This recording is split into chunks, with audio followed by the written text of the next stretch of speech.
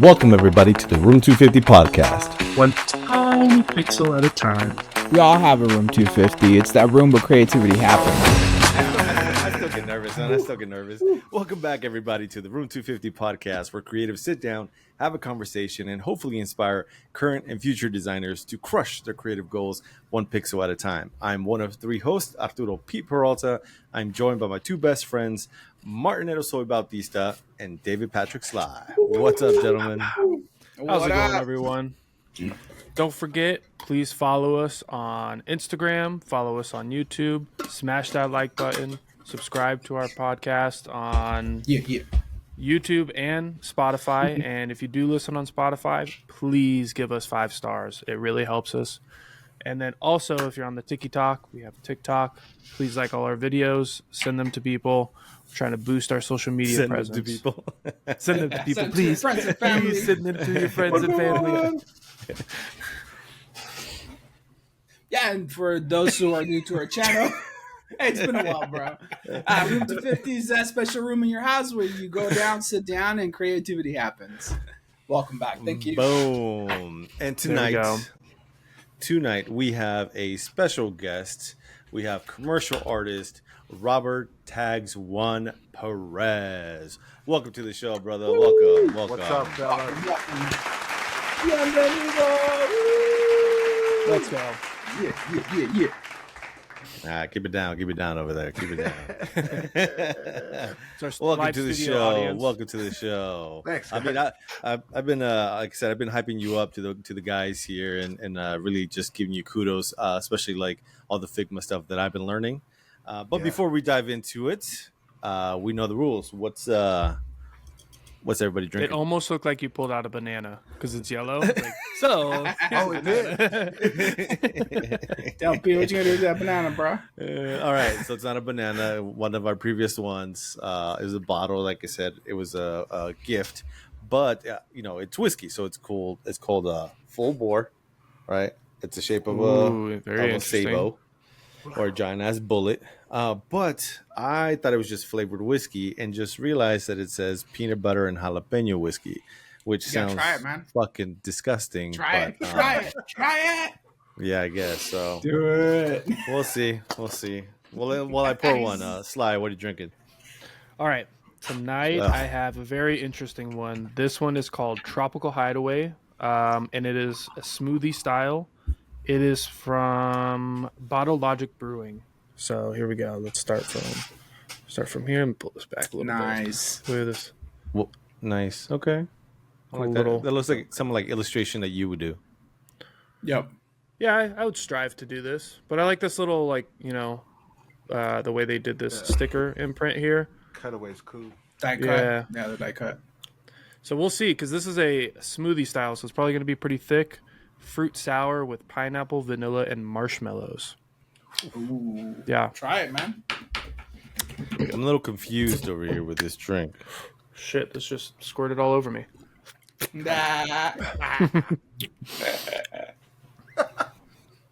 right, let's go with Pete.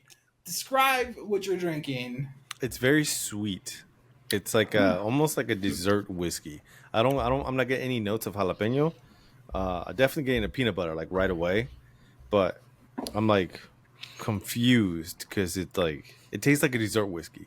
I don't think I want to keep sipping on this, to be honest. I think I'm gonna switch over to something else. But it's yeah. I mean, it's not bad. It wasn't as bad as I thought it would be, but interesting. You think somebody that likes sweet might actually enjoy that? Like, I don't like sweet Oh yeah, stuff.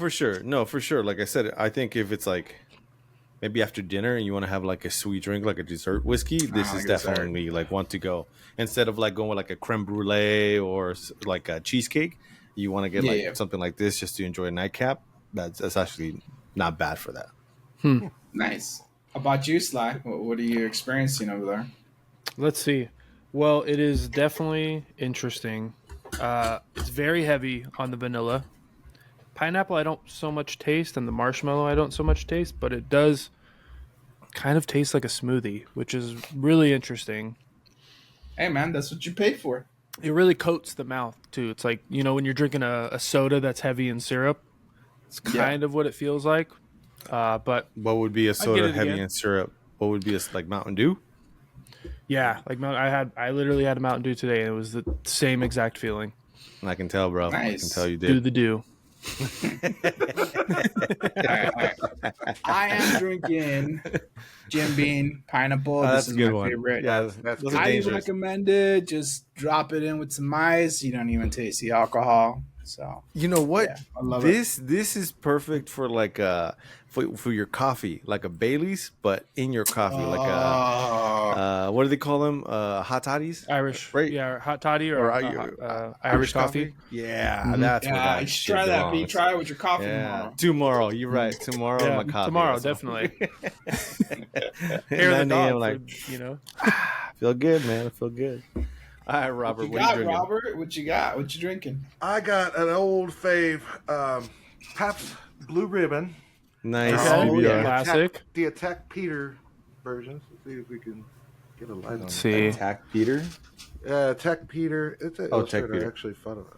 Is that Godzilla? Oh, Yeah, that's sick. It's a Godzilla piece. That looks. I can Oh, kinda that yeah, is see cool. it. yeah. Yeah. Dude, that's sick.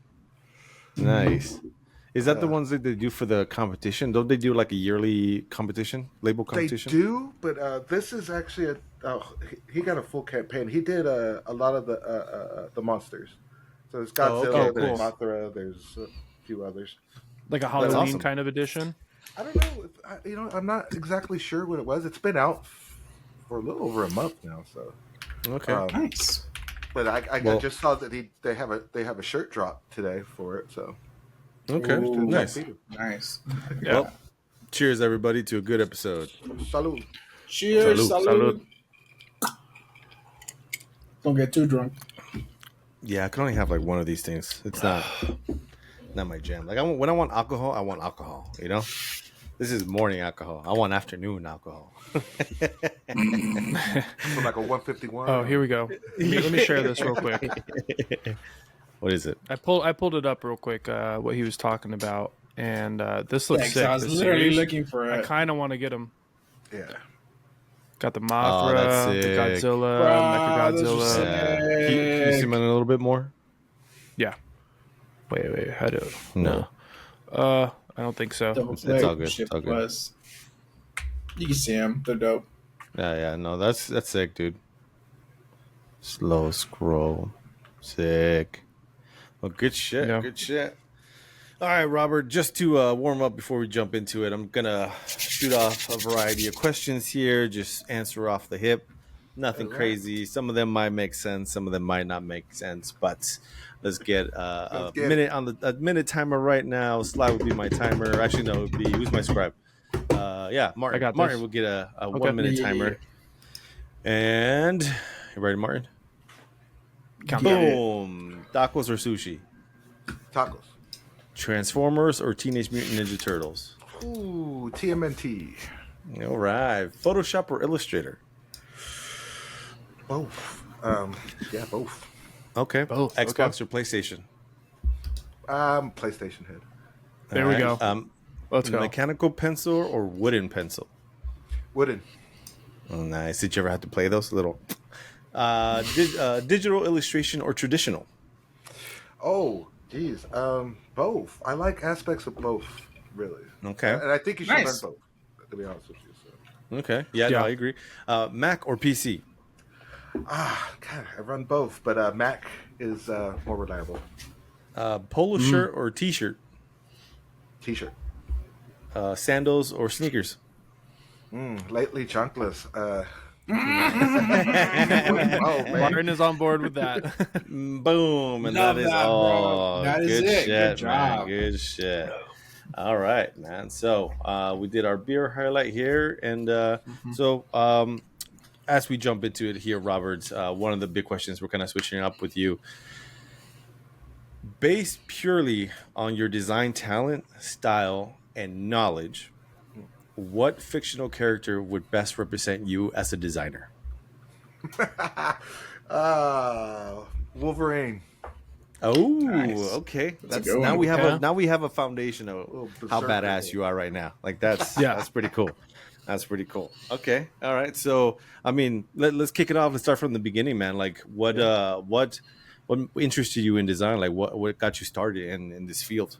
Ooh, design is actually something I kind of stumbled into. Well, I've been an artist my entire life. I used to draw comic book characters, and Ninja Turtles was what I actually started with. Then later, Nice. X-Men, stuff like that. I was drawing throughout middle school, or elementary, middle school, and high school. Got into graffiti a little bit in high school. Nice. And then after high school, I know I wanted to do something art related. I wasn't exactly sure what. My initial interest was animation. When I went to after high school, I went to Al Collins Graphic Design School in Arizona, in Tempe, Arizona.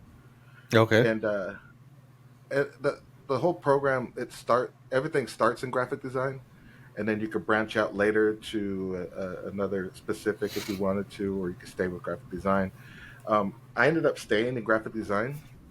I think at the time, this is 1998, so Oh wow. at the time, Shout I out think Windows the 98. Silicon computers that just came out for animation. Mm-hmm. I think we were still using Power Max, and then they switched to the colorful IMAX, the fishbowl IMAX. Oh, the see-through ones. Mm-hmm. Yeah. And I think what is it like? I mean, this is a time when they had Bryce 3D, and that would, 12 seconds would take a week to render. Oh shit. The Yeah. years of dip disc and jazz disc and floppies and stuff. So we weren't even burning CDs yet at that time. Yeah. So then I stayed. I did. There were some offshoots. I learned when we were learning, it was kind of on the cusp of digital pre-press, where the transition was happening, and we only had computer lab on the last day on Thursdays. The rest of the week you learned traditional, and it was all building portfolio skills. Ended up with a degree in Associates of Arts in Visual Communication. Graduated in '99. Came back here, and 2 months later I got hired on with McMahon Design, and was with them for 20 years. Yeah. Stay Holy Wow. That's It's a fucking long crazy. time, bro. Very long time. Let's take it back real quick. How much was that degree when you first got it? About 25 grand. Oh wow. Okay. Damn. Especially for And 90, 98, 99. Yeah. Man. That's when you graduated? 99? 98? 99, Right? December of 99. 99. Yep. Wow. Holy shit. Okay. Wow. And then you came back here and straight for 20 years. Wow. So how did that happen? How did you, at that time frame, how did you land that job? Like, was it portfolio? Was it word of mouth? Yeah, it was How definitely was that? portfolio. Sending out faxing resumes. Then going and showing up with a physical portfolio and flipping through it. The school I went to, I felt like they totally prepared us for that interview, being prepared for an interview to go into the field. I didn't feel like I was unprepared at all, to be honest with you. I mean, I tell a lot of people this too. I feel like school, you're going to get what you put in. Yeah, I mean, it's like there's a lot of people that complain. It was like, I'm not learning nothing. I was like, it's kind of on you, man. Yeah. Like, how much are you going to put into it in order? I mean, you're paying for it. Better show up. You know what I'm saying? Yeah. Yeah, for sure. Yeah. I mean, How old were you when you were going? Was this right out of high school? Yeah. Or were you a little bit older? I think I had just turned 19 when I showed up there. So it was like, it was Okay. a few months you're out of high young, school. dude. Probably about 6 months out of high school. And then left the state and went and lived out of state for the first time, away from home.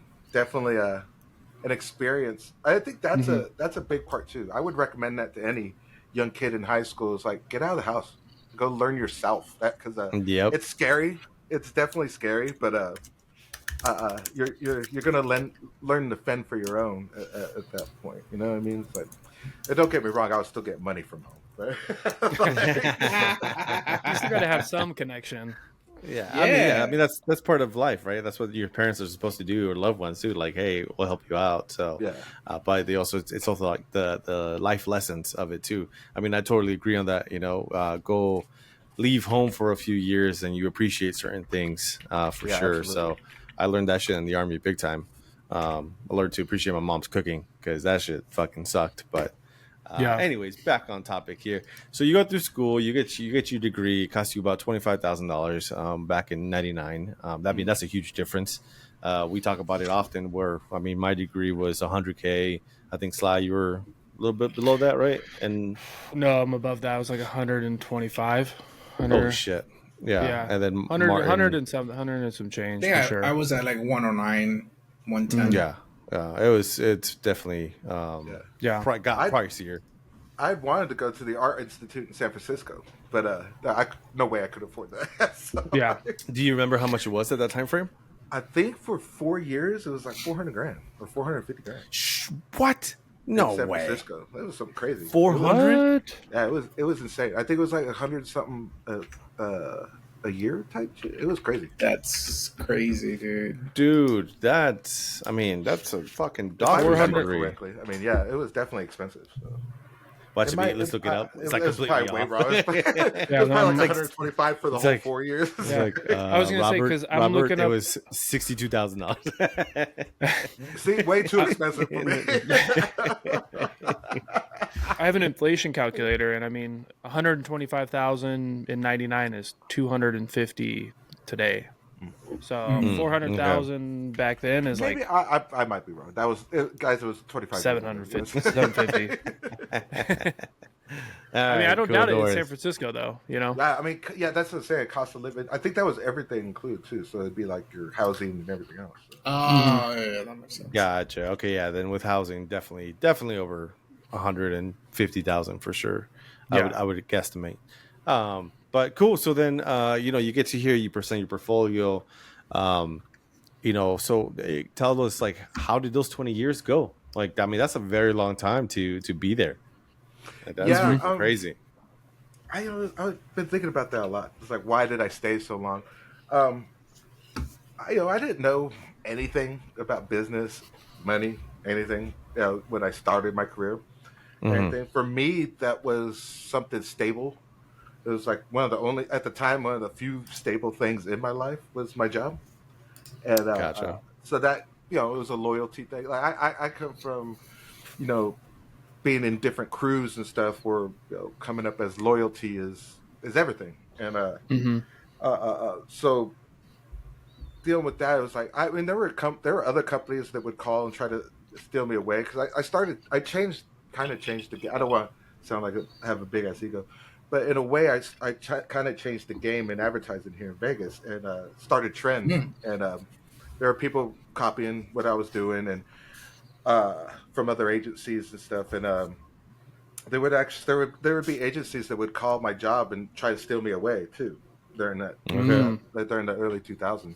So I was definitely making noise at the time. So I just wish I knew about business more back then. Would chase the money a little bit more, you know what I'm talking about? Yeah, no, for sure. Do you have what kind of trends were you setting, or what was like some examples? I was doing stuff with like the beveled edges before there were layer styles, before eye candy, when you had to use lighting effects in order to create a beveled edge or a beveled graphic, and I was doing that stuff way early on in Photoshop 4.5 and 5. Early stuff that like no one was really hitting on yet, so that was really picking up, and that introduction into more 3D, more realistic looking, text effect, and that's what I was really into at the time. I actually still got the Photoshop Wow books downstairs. Shit, nice. That's cool. That's really cool. I was gonna say, do you have a favorite piece from back then? Like thinking about those pieces that you're talking about that were kind of revolutionary in their own aspect. Do you have a piece that you can talk about? There's a lot of stuff I did for Caesars at the time that I really enjoyed. Caesars was fun because I was doing their newsletter at the time, and I was doing I was taking like images of marble and making pillars along the sides, and really doing a lot of digital photo bashing at the time, and making it look like ancient Rome, and doing things like that. So those were fun. Another one I did Legends and concert stuff. That was probably one of the biggest things I did. I think they did it was 5 million they made 5 million copies of it. Because Legends of Concert at the time they had multiple across country. It wasn't just in Vegas. Mhm. So I did the artwork that spanned the nation. So it's like there was a good distribution of my work that came that, and that was. There's been crazy little, even side gigs I've gotten that have been wild as hell. Some that are still running now, which is crazy. So. Oh, that's cool. Do you know which ones are still running? Yes, the Girls Direct to You, the motion billboard goes down the strip. Hell one's still yeah! running. Direct to you. That's Well, hilarious. It used to say Hot Babes. Now it says there's one that says girls and one that says escorts, but the graphic is still the same. The one I did. So. But that's been Wow. running since I think. Yeah, that's it. There we go. That's been running That for one, yep. 25 years Yeah. or 20 years. Dude, I was gonna say. I was thinking that the other day when I saw it, I was like, dude, that same graphic's been on there forever. They haven't changed Yeah. it. Pin? Someone made a pin. Yeah, I was going to That's say fucking somebody made a funny. pin about Oh, it. that's like, great. Dude, I need that. everyone Dude, this is knows that. classic, Everyone I knows mean, that sign. yeah. Yeah, everyone knows Yeah. that graphic. Yup. That's hilarious. bro. Wow. That thing's been in movies. It's been on TV shows. Countless memes I've seen. That's Yeah, fucking yeah. crazy, dude. No, for sure. I've heard. I've been told, like, someone didn't realize I was doing it was telling me an urban legend about the 3 girls that are on it, like, that they all work for the same pimp. And I was like, oh really? I was like, yeah. Those are 3 stock photos, homie. yeah. Those are stock photos, bro. Don't tell anybody. Dude. That's That's epic, hilarious. No, yeah, man. let's do with the 3 girl pimp thing. I like you got that. people talking stories and shit. Oh Yeah. man, full stories. Like I was like, oh yeah. Especially when you're the one who created it. Like that's Yeah, yeah. hilarious. That's bro. fucking funny, That's dude. fucking funny, man. That's How do you? dope. How is it like seeing all that your artwork in like movies or like being promoted like that? What kind of like sense of pride does that give you?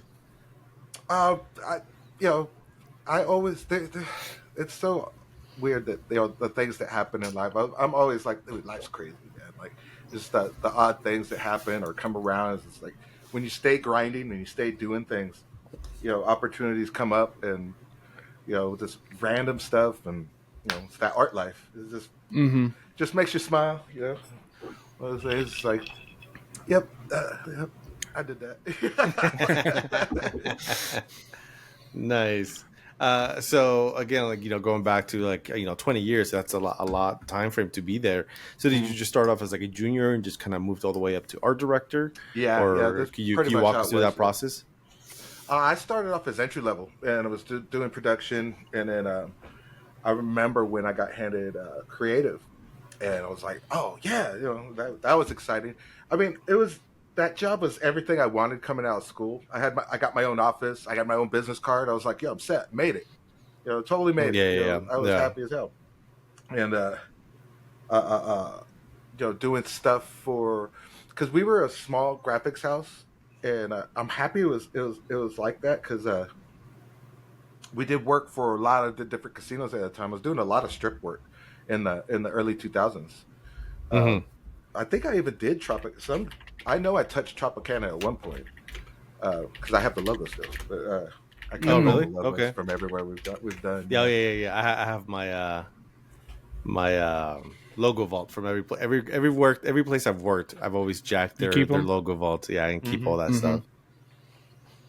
Yeah, it was funny that my boss that I worked for had actually worked on the movie Casino, so I have the vector file of the Tangiers logo from that movie. Oh shit, really? Oh, Yeah. cool. He worked on it. He did it was part of the photo shoot with De Niro in the sharkskin suit. They did the Times cover that they throw down on the table where De Niro was in. So Yeah. little bits and everything. But yeah, he worked on that movie. That's dope. So how much let's go to the nitty gritty here with Mick. How do you say McMahon? McMahon. Right? Yeah. McMahon. McMahon, Oh, like- are they still around here in like Vegas Vince or no? McMahon. I believe so. Yeah, really? Okay. Because we started working from home. God, I've been working from home for now. It's been over 15 years now. So, Oh shit, really? so it was early on. Like, so part of that, I think it was like half and half. So it was probably about 12 years in office, and then the remainder was working from home and stuff. So, and they moved out of the city, and but was still doing a lot of Is this different them? work. Yeah, that's him. Cool. I haven't seen him Interesting. I've never heard of this agency. Yeah. What big clients did you guys like? they're So still obviously showing you some have a my lot work. of. Some of my work's still in there. That's what's Okay. up. Oh yeah. I mean that's perfect. see. Which one? That March Mania was mine. March March Mania. Mania. Oh, right A here. little bit. I did that. Oh, nice. See if I Okay. can- I don't know if it goes in there. That's cool. I mean, so you're basically agency life here for 20 years. Oh, yeah. Like what are some of like the big clients that you dealt with in that time frame? God, I did. Like I said, there was a lot of Dover Down. And later, we're doing a lot of Dover Down stuff from the East Coast. But early on, a lot of casinos, Caesars, Excalibur. I probably did a majority of stuff that came out of Excalibur for a good 8 years. Oh wow, okay. See what else? Sam Boyd stuff. All the Sam's Town, all those casinos. A few downtown properties. I did Fitzgerald's back in the day. We did part of the rebranding of Sahara when they came back. Okay. Like the newest one? SLS? Yeah. That was probably one of the last things I did while I was working there. Oh wow, okay. Nice. I did one of the logos for one of the restaurants. I think they've changed it out now and stuff. But when Sam's Town rebranded in the 2000s, we did everything. We did all the logos, the entire rebrand of it. What else have I done? Oh, I've done work with Coca-Cola. I've done work with Nike. Small things, just small advertising things. That Yeah. come through, but. When you work for them, do they give you swag? For people who don't know, I didn't get any. When I won the contest with Pabst Blue Ribbon for the Hateful Eight, I got a lot of swag with that. But when you did it for PBR with what? oh, there was PBR when the Hateful Eight movie came out, the Quentin Tarantino. Oh yeah. Yeah. PBR had a poster contest. I had entered it, and Tarantino chose my poster for the show. It actually became the secondary poster for the movie. I got a lot of swag. Got a pair of Pabst Blue Ribbon Vans that I still haven't worn. Shit, nice. I got this head right here. I have my mouse pad. Yeah, yep. Pabst Blue Ribbon. Yep. Still got using that mouse pad too. They gave us. I had some swag that the actors got too. It was like limited edition. That what are the old clay things they put beer in? I forget what they're called. I don't know. There's a word for it, but The they had a Steins? limit. Nah, it was kind of. It's what the hell is it called? Hold It's on, like is a it this thing? It's got a cup on it. Do you have a link to that, trying to share that it. artwork so we could share it on It's our on my end? Facebook page. Yeah, that's exactly what it is. I got one of those. This I don't know what you would call it. Rare Pabst Blue Ribbon decanter. Decanter. Clay know decanter. Yeah, sure. Yeah, right. We'll go with that. It's like, Okay, sure, yeah. is It's this a the growler. it's like- ceramic growler is what it is. Yeah. Gotcha. Yeah, that looks like the- okay, ceramic growler. Okay. The poster's on my on your my Facebook? cover on my Facebook. Yeah, the Robert. Okay, Close. let me go to Facebook. I'll pull it up while you guys talk. Well, yeah. While Sly's doing that, so as you're going up the ranks here, I'm gonna assume that like you were getting increase in pay. So when you first started as entry level, how much were you making at an advertising agency? I think at the time in 2000, I was making I want to say somewhere around $20 an hour. $20? Oh wow. Yeah, Okay, I think that's what I really was good. making. Okay. It wasn't bad, but it didn't go Yeah, up yeah, so much. In the 20 Really? years, it did go up a whole substantial lot. I think I ended up around 28 or 29. Before No way, for real? Yeah, that was crazy. But I Holy had shit! benefits too, so. Yeah, you what? started around 41,000 a year. That's really good. Yeah, I Yeah, think it was yeah. somewhere around there. I think I was bringing home $1,000 checks, so I was happy with that. But Yeah. Well, I mean, yeah, we're just especially under. I don't remember. Like I said, Yeah. that's 25 years ago. It might be less. I might have started less than that. And, hell, if I Yeah. remember. I mean, so at the very end, here at 20, you said 2020. Like, what was your salary at that time frame? I want to say, I might have been making more in 28 because I want to say I was making about 40 or 45 a year. An hour? No, a year. Shit, 45 an hour would have been nice.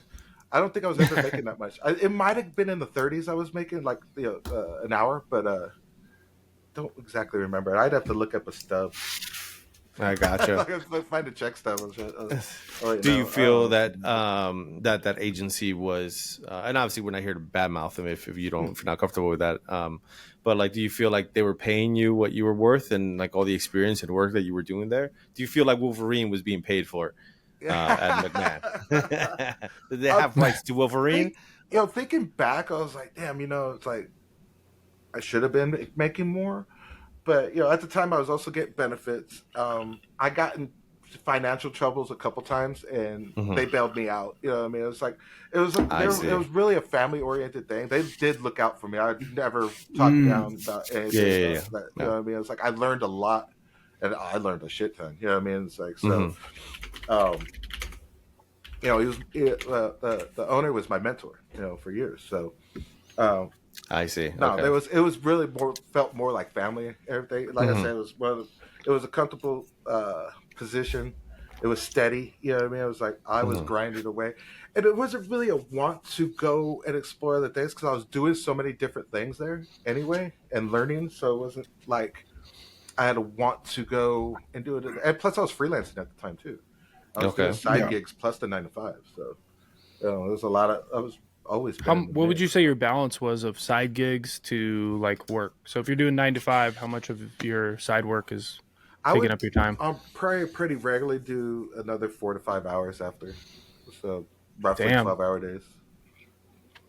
Yeah, I've been there. I know how it is to grind after work and do all that shit. So do my 9 to 5, come home and do my 6 to midnight kind of shit. So I totally understand the grind on that part. Sly, you have that poster up? I do. Let me share this for you guys real quick. This is the Hateful Eight PBR poster. This looks sick, man. I really liked that movie. I got to see it in the 70 millimeter theater. I think we were in San Francisco at the time when it came out, and they actually got to show it on like that whatever way he wanted. They flew me and my girl out to the premiere. We went to the Cinerama in Hollywood and saw it with Tarantino, all the stars there. Went to the after party. It was nice. Dope, man. Like met Sam Jackson. He was exactly what you would think he is. Really? Great. Yeah, Sam's awesome. Yeah. That's awesome, dude. So how did you come up with that concept? You know what? Someone had posted it on Facebook, the competition, and I had seen it, and I think that day they had just dropped the character posters of the Hateful Eight, and when I counted it, I was like, oh, okay, there's 8 of them. Well, if I spell hateful this way, I can it comes out perfect. Letters. And in Tarantino, I know Tarantino. I'm a huge Tarantino fan. He loves spaghetti westerns. So I was like, okay, let's do the long shadow. I sketched that in ballpoint. I have the sketch somewhere still. Nice. Sketched it in ballpoint pen, probably 15 minutes. At first, it wasn't blue. It was black and white, and red. And then I went back through because I'm a professional designer, and I went back through the brief, and it had to be in PBR colors. So it changed that to black and blue. Okay.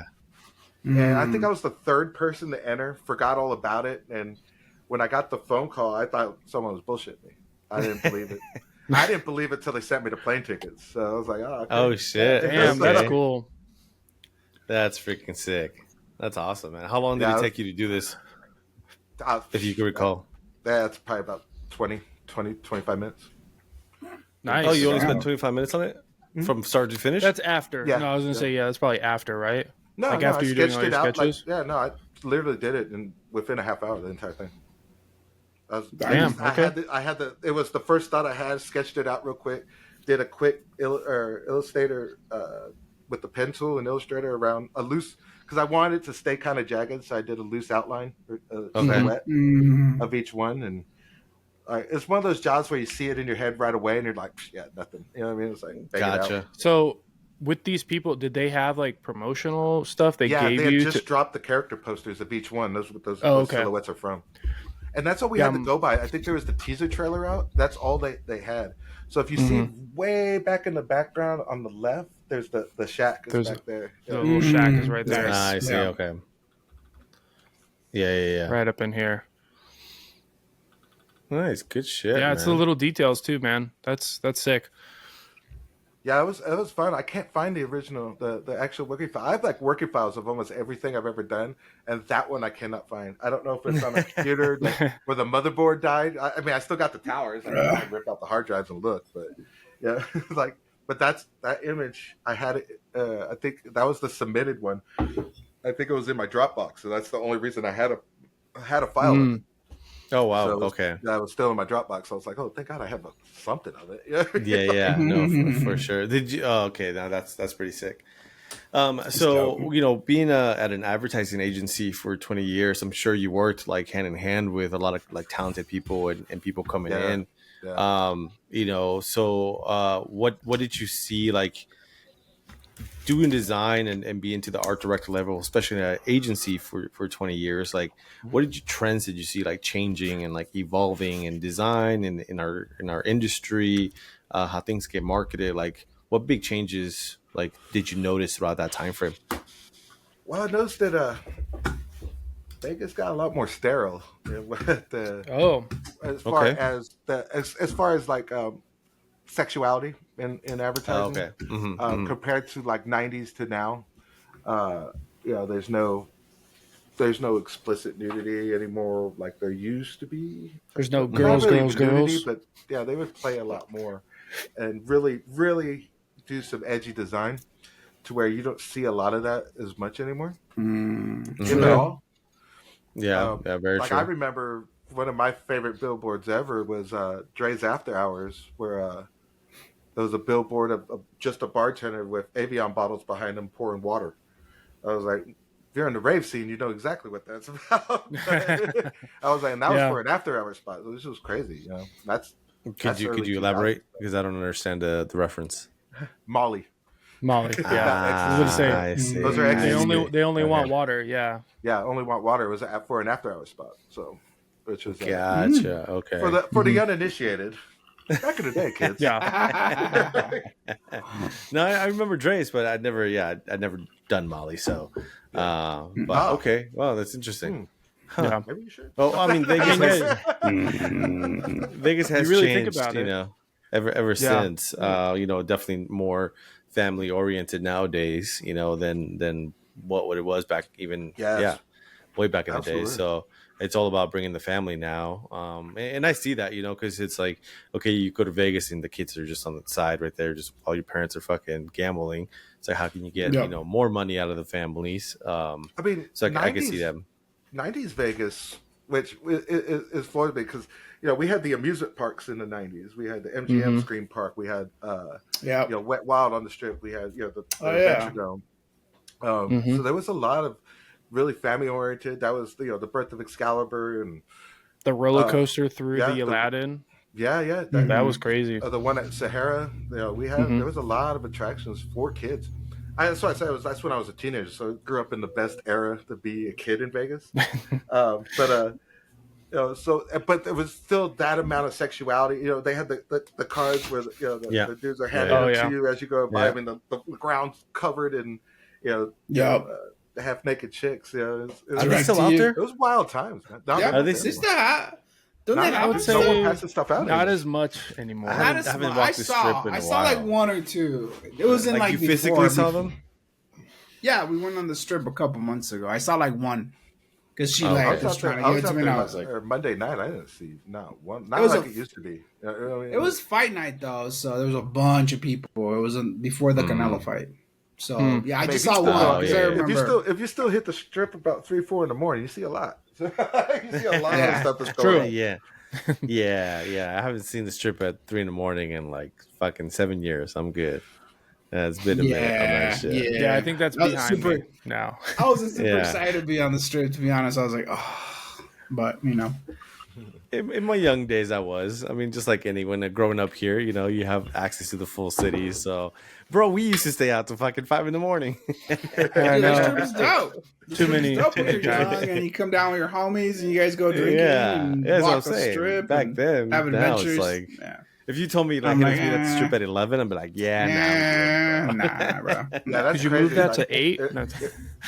We used to start our night at midnight. Back in my 20s. And then stay out till 11. the next day. Oh. Yeah, ain't no way I could fucking do that shit. No, actually, it's not I can't do that. It's like, ain't no way I would want to do that now. Like, fuck that. No, you're like, I don't To think me, I'm it's always physically just able like- to do that anymore. yeah, right. I just think about the shit I got to do tomorrow. It's like my kids aren't Yeah, gonna that sleep in. too. I Yeah, know I'm yeah. not sleeping in. Like I wish I Yeah. could sleep in, but they're up at fucking 7:30. Like fuck. Okay, I guess I'm up too. Yeah. Well, I mean, I used to get up pretty early, anyways, before my family, but I couldn't imagine just giving the responsibility to my wife because my ass decided to stay out till 10 o'clock in the morning. Yeah. Like, hell no, fuck that. But anyways, so let's see how were like junior designers coming into an advertising agency? Like, what were some of the strengths or like techniques or just like new styles that you saw as they came in for interview? Did you interview or hire anyone while you were at McMahon? I was actually able to build part of our team at one point, and I ended up getting my best friend who was working at another agency out in Bullet City, who I went to high school with, went to college with. I got him in with us, and we'd been doing art together since we were kids. And then another one of my friends, my friend John, we call him Cynical. We brought him on, and he is one of the most talented artists I've ever met in my life. He wasn't professionally trained, but I was like, hey, because he was working for a print house at the time, and he wanted a design job. I remember him telling me that, so I'd hit him up. I was like, hey, send me your portfolio. I can get you an interview. And he hadn't had one put together. This dude made a flash animated portfolio overnight. Had it the next morning. I was like, yo, that's what's up. Yeah. So that was impressive. And then another dude that ended up on our team was a cat named Maurice. And we were all doing side work, freelance work for, I think between the circle that I ended up putting together, we were doing, when it comes to hip hop design stuff and flyers, I think every side of town we had just on my team, which was awesome. That was a fun time because everyone, it was like showing off to each other. It was really like a crew essence where, you're calling the other person, you do something dope, you call the other person into your artist and like, yo, check this out, and just showing off to each other and trying to outdo one another and everything. It makes the job real fun, So those were good times. That was a blast. Going to work and doing that. Yeah, no, for sure. I mean, we can relate to that because when we worked at Tropicana, I would challenge these guys. I'd be like, hey, just because I'm the lead here doesn't mean that you guys can't, take the reins on this shit. So if we had, if they had the workload available, then be like, hey, I'm putting this flyer together and, we throw it up on the board and, hey, let the marketing director pick and, hey, this is the person that gets it and, keep it anonymous. And it's like, hey, you win, you're good to go. But we also did have like the wall of shame whenever we had something that, we all three worked on and we presented it because we would always present it to each other first, make sure that the idea was solid. And then, there'd be times where like in concept, it was great. And then you execute it and it's like, we'd be brutal on that shit too. We're like, shame, it's going on the wall of shame. You go ripping off the cork board and you like walk it was in the back of the door. So you can never see it unless you close our office. But then you just like drag your feet to the Only wall we and you could see tape it and you're like, whatever, fuck you guys. Yeah. A good time. That's the type of stuff that makes a team tight, though, too. It's like when you have a good time, when you can bust each other's balls and no one's getting upset about things. It's like, it's just like you're hanging out with your friends and making cool shit. You know what I mean? Like, that's the best. Yeah, it definitely builds a lot of trust, for sure. Yeah, absolutely. I mean, and that's also, again, why we started this podcast, just for us to continue to hang out. We have kids and wives and, just grew up all of a sudden. And, hey, how can we still like geek out and do, talk nerdy shit and have a drink, but expand it to other people, and have these kinds of conversations. So, again, thank you for joining us. And, this conversation has been going great so far. How do you personally define good design? Ooh, that's a good question, man. Because I am a firm believer that there is a such thing as shit art and good art. You know what I mean? And especially design. There's definitely bad design, good design, everything. It's like I have a few things I instantly look for. It's like does this person know margins? Does this person know typography? Do they know the hierarchy of laying out text? It's like that type of thing I look for immediately. I think it stands out like blatantly between amateur and professional work. Yeah. You see nothing but trash flyers all over social media all the time. Yeah. Yeah. We're bombarded with it now. Yeah. And that's the thing too. AI and Canva and that stuff has made it that everyone think that they could do what a professional designer does. It just simply isn't true. I don't care how much a machine wants to do it for you. It's gonna lack soul. It's gonna there's gonna be telltale signs that it wasn't man-made. You know what I mean? Yeah, no, for sure. Yeah, I hear you. So I have a question for you. Sure. This is from our last guest. You were just talking about artificial intelligence. What is your take on it? I've played with it. Not going in front. I have a Midjourney account. I look at it. I play around with it.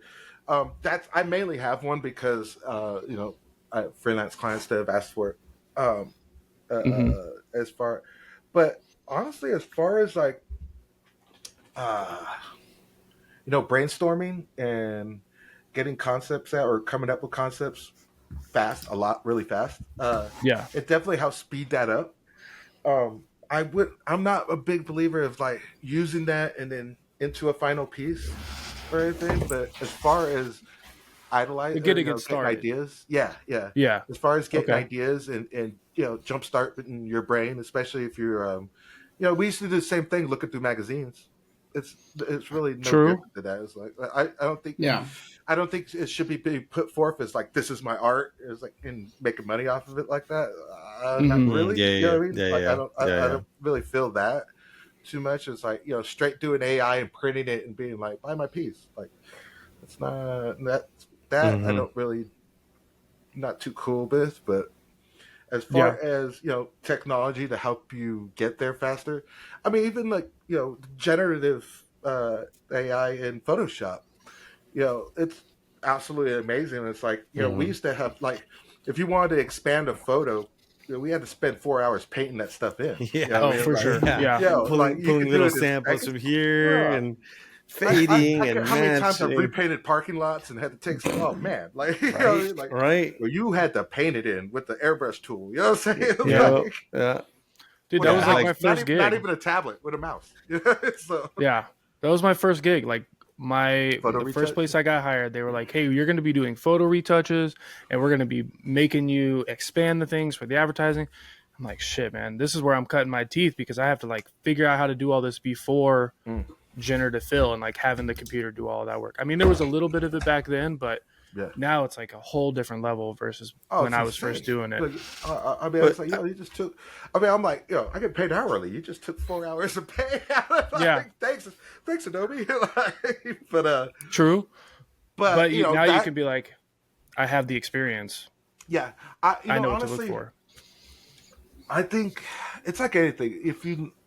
Yes, is there faster ways to do shit? Should you learn to do it traditionally as well? I'm a firm believer because, like, if you are lacking those skills of what it actually should look like, going through the process, like you're gonna know how to manipulate the AI things faster, how to do prompts better, what to really ask for, what you're looking for. You know what I mean? Like because you have the knowledge of what it should be. And I it's the same thing about like we had asked the question earlier between traditional and digital. Digital has its place, but man, if you've never felt what it's like to ink on a textured paper, man, like you're missing half the game. You know what I mean? It's like you're not going to know those effects you could do. Exactly. You're not going to know those certain effects you could do, or what a different brush in digital is for, without having felt that. You know what I mean? So yeah, you can only see so much versus feeling it. Yeah, that too. And it's also like the skill set and craft behind like traditional. You can't Command Z something on a board. I tried. You either you're like You either blend it in or be you drawing and adjust it. see Like it's yeah, right. I mean, I think I've done that with muscle memory. Fuck something up, and I think my fingers just do this shit, and like damn. But oh shit. I've been using Procreate so much now. I double tap. So like one time I was drawing and I like double tap. I was like, why did I just double tap the paper? Yep. Yeah, it's fucking funny. Yeah, no, But, I mean, that's it. Yeah, like working on like cold or hot press illustration board, different kind of brushes, the volume of paint, how paint works in itself, like spray paint, spray paint, watercolor, just a lot of things that go into it. I mean, I think it's great, like something like Procreate where you can use the different brushes and mediums and get that effect, but it's never going to match the real thing. I have super controls over in Procreate with like a spray brush. But in person, when I try to do that effect, I fuck it up every single time. I'm like, just a little spray. I try to do that with. I have no can control anymore at all, and my hands get tired. That's the other thing too. One thing I did not keep up with was can control. So yeah, I've tried throughout the years, and so you're talking about can control. We've jumped into graffiti a little bit. I do want to take it back. You talked about when you were first starting out that you also got into some graffiti crews. Can you take us through that journey as well as like how that went along with graphic design and how those two tied into each other? Now, I was never no prolific writer or anything. I fucked around. I was in a crew in college. And, it was a bunch of guys that were from different cities and stuff that had gotten together and stuff. Because I think in college, it was kind of unique. The school I went to, I hung out with taggers, gangsters, and skaters. Everyone was an artist and everything. So that was my circle of friends at the time, and which was fucking awesome in the late 90s. And being away from home and getting into trouble and having a great time and just making art. And was that here or in Arizona? Arizona. Yeah, and then the whole getting together, smoking, drinking, whatever, and passing around black books. That those type of stuff. The exchange of ideas back then. In college is something I definitely miss. That's why I still do live painting, and to be around other artists that are all working together, and I get to watch people's process because I'm a big believer. Having so much output, I need input just as much. Constantly bombarding myself with comic books and movies and other artists, and I take classes all the time on different stuff. But as far as something I learned from graffiti, like really lent into logo design really well. I mean, it's like take these letters, make them look dope, and do it fast. That's logo design graffiti. The same shit. True. So that lent into that, but being loud, not being scared to push boundaries, and it doesn't have, trying to conform. Like I was really blessed with the company I was with. I was allowed to really push the boundaries of and not be scared to hold back. So to be experimentative, to be explorative and stuff, it was encouraged. So that was something that I feel was a blessing because I've talked to a few people and they didn't necessarily had that in the beginning though. And I'm glad it wasn't a company that was like I was working for one company and only doing one brand. Like I was doing 25 different brands at the time, so it's like it wasn't sticking to one thing, and it was a lot of learning and fun, just straight fun, really. That's dope. I'm fucking flying here. Damn, Martin, your microphone's loud as shit. You Dude, moved. I was just about to say, fucking Martin over here. Damn. Hey, I did a test, guys. I mean, we were testing, and then your dog came in. It's like, what the fuck, dude? What are you doing into the microphone? Like, fuck, dude. Even when you don't talk, you interrupt. Fuck. Yeah. I'm gonna find the volume real quick. I'll turn it down. Sorry, guys. That's cool. I wanted to ask you about that because I had a pretty big influence on graffiti when I was younger as well, and I always like kind of go back and forth. And like when we started this, I was like, oh shit, I want to try to get back to that. I want to try and do it. But I was doing it all in Procreate. And you talk about can control and Procreate, that's totally different. Like now it's about pressure control. And that was a whole other thing to try and learn. But for me, I feel like, graffiti was really teaching me how to like push the bounds, like you were saying, where legibility, that was the big thing for me, is like, how can I make this legible, but also very creative and very artsy? Whereas like, somebody might not see what it is, but I know what it is. And people who are really going to pay attention to those details, they're going to know what it is because they're stopping to look at what's in this specific art piece. Yeah. I definitely have everything that I've come across. I try to learn it, throughout my career, still to this day. I learned something new, and I incorporate it into I call it my kung fu, my different tool sets and stuff. So Nice. learn and apply, and you'll see design and layout through everything I do in my paintings. And I got into sewing, working with leather, and that's cool because of the amount of variables that are in it and amount of different things you could play with in doing that. Same with painting. It's like the variables that you could move, or, change up and come out with something totally different. Mm-hmm. That's what keeps me interested in. It's like, what are the different aspects of this I could play with and make something new? What are you currently working on that's new and different for you? That's pushing your creativity. Right now, I started learning comic book art again because I want to do character design. And I was learning, I was playing with TAGZ1 and Blender. I was learning Blender at the time. I wanted to do characters in that. And I was like, let's strip this all the way back to character design. Let's draw it. Can I do a turnaround? Can I do sequential panels? And I started taking classes online in the How to Draw Comics Academy with Clayton Barton. It's a cat out of Australia, actually. And the classes are really cool. The academy is cool because they does feedback sessions. They do live studio sessions where everybody on the academy can jump on and everyone's drawing together in like a Zoom meeting type stuff. So it's definitely a lot of one-on-one. And then just recently I started classes with Barry E. Jackson, who did all the backdrops in the movie Cool World. He's done movie posters in the industry. He did the original concept art for Shrek when it was a lot darker than what it ended up being. Oh, really? Yes. Barry Jackson stuff. Those are Zoom classes I just started with him. Those are weekly.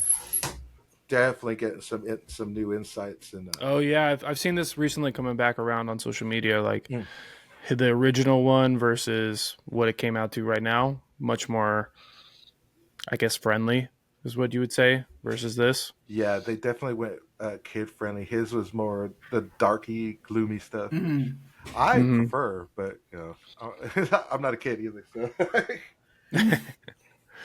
I mean, it's pretty rad, man. You definitely are like an artist to the core. You graduated school, went right into an agency. You, like you said, your loyalty on that, and you continue to always sharpen your tools. And I mean, it shows. It definitely shows. I mean, you're doing art director stuff. You're all over the place. You're doing leather. You're doing comic book stuff. Like that's badass, man. I tip my hat to you on that because that's fun. Like it's cool to know another artist like that. I mean, I love what we do.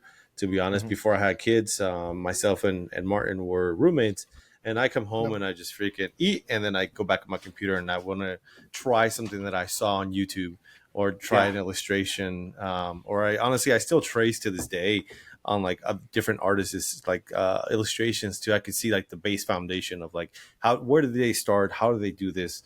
And is this something that I want to learn how to make it my own? But no, that's awesome. It's awesome to meet another fellow designer and artist that has that much passion for sure. Mm-hmm. So good shit. Art is life. That's all I do. Weed is life. That part too. How's everybody doing on drinks right now? You know what? 1 hour mark. Let's hit pause right now. I need to get some ice so I could try some real whiskey because I'm not drinking this peanut butter shit right now. It's not my jam. It's not good. All right, hold on. Yeah. All right. And there is no pause. Right back. And we're back. We're back. Let's go. All right. It's we've Round been talking for two. 1 hour, so we all get thirsty again. And round 2, what's everybody drinking? Who wants to go first? I'll go Robert, would you like first. to go first? Sure. I Robert, am drinking a larger PBR this time. It is a bigger Oh, one. We hell got yeah. Pink Ghidorah on this one, though. Nice. Ooh, yeah, Sick. nice. I So didn't did even you- know I had a different one. I thought they were all Godzillas. I was like, oh damn! Did you get like a Nice. case or something? This is the 16 ounces. I had a 6-pack, and that was the last one. So I bought them earlier this month, and Nice. this one Cool. was part of a free pack that I bought on Monday night when we went out. I had a homegirl that came into town from college, and I had seen her in 22 years. Holy Yeah, shit! Wow. Snaps. But we stay in contact, which is funny because she actually does my books for my business and stuff. So Okay. nice, yeah, so we're always we haven't lost contact or anything. But she happened to be in town for a convention. She's like, let's get together. I was like, yeah, bet. So me, her, and my girl, we all went. I went swooped her up from Aria. It was like, no, we're going downtown. So Yeah. and it was crazy Downtown. too because Diplo was playing a street on Oh, Fremont you East. Yeah, it was recently crazy. went. I went to that Yeah. too. You were there too. Yeah. That's what's up. Yeah, that so was we cool. we were Yeah. bar hopping. We were at the Griffin and then ice cream and The we went to Griffin. Baja. Oh, the Griffin. I love the Damn. Griffin. There was a Yeah. classic It fucking used to be my punk spot band too. playing. There Oh was man, an now I awesome- want to go out. Let's go out, guys. Nah, I'm good. I'm good. But If nah, we that was a plan good it, time. if we plan it right, maybe we can go out. Maybe. Yeah, we should do that one of these Not like days, 2 dude. a.m. out, but like maybe like 11, 12. 11:30. I think that's Midnight? about, 12. Yeah, he's about the like- time I got home. We went out. I think we left the house around 8.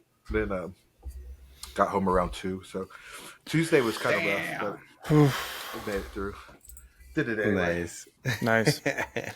All right, Pete. Since you were drinking the peanut butter and jalapeno, He you wasn't switched it up. digging What Yeah, are you so drinking now? I switched it back. I didn't want to. I have to. I have some more whiskey back there, but I have to do a product shoot of them, so I don't want to drink it yet. Oh, so you I'm can't switching pop it. Yeah, so I'm switching back over to the Whistle Pig. Ooh, It's Whistle just Pig, it yeah. tastes Nice. good. It's just smooth. I like Rise, so I It can't must be I good. can't Look go how wrong. much is left in that bottle. Dude. It's gone, dude. Dude, I don't fuck around, man. I love my whiskey. It keeps me young. I think. you open Or it it's gonna today, it's gonna let Yeah. me live to at least 95.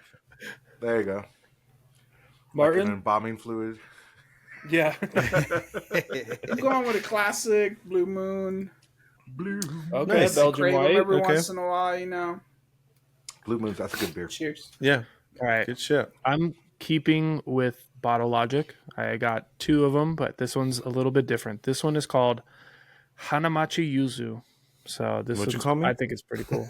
Hanamachi Yuzu. Hanamachi. That's dope. That's pretty cool. That's real cool.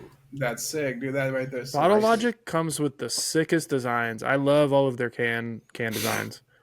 So this is a rice lager, super dry. So Okay, kind of let's like see.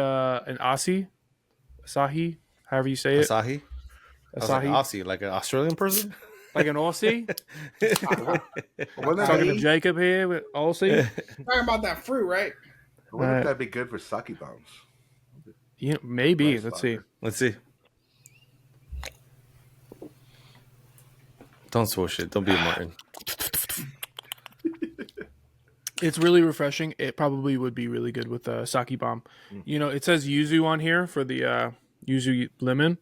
Mm. It's really refreshing. It's not like super lemony, but it's really refreshing. It's like a summer beer. Hanging by the pool, Candy. drinking some, like grilling with the homies, doing shit around the house. Or, Hanging with the yeah, homies for sure. Carnita asada. Not a carnitas. I would say like a Korean barbecue. This would be good with. Are you saying that because it's an Asian beer? Whoa, whoa, whoa, whoa, whoa! I don't see color. Okay. Yeah, okay, you could not see color, but you could read fucking different languages, motherfucker.